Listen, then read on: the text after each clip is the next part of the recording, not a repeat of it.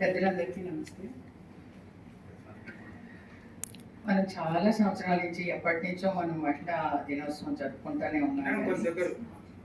మహిళా దినోత్సవం జరుపుకుంటున్నాం కానీ ఎంతవరకు ముందుకెళ్ళాం అనేది అందరికీ తెలుసు. కొంత స్వతంత్రం అయితే వచ్చింది, కొన్ని స్వతంత్రంగా మనం చేయగలుగుతున్నాం.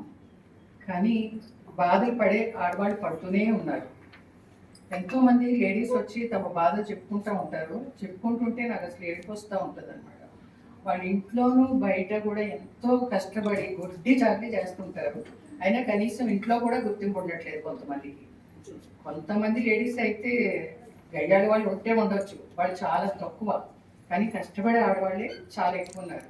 అందుకే ఈ మహిళా దినోత్సవం సందర్భంగా నేను రిక్వెస్ట్ చేసేది ఏంటంటే, ప్రతి మహిళ కూడా ముందు తన గురించి తను ఆలోచించుకోండి. మీ ఆరోగ్యం మీరు చూసుకోండి, మీ హ్యాపీనెస్ మీరు చూసుకోండి.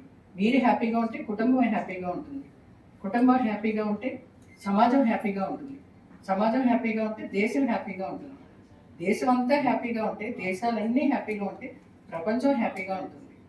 ప్రపంచం హ్యాపీనెస్ ఆడదాని మహిళ ఆనందం మీద ఆధారపడింది. ఈ నిజం గ్రహిస్తే ఎప్పటికైనా మనం పైకి వస్తాం. అది మీరు గ్రహించాలని కోరుకుంటున్నాను. మీ గురించి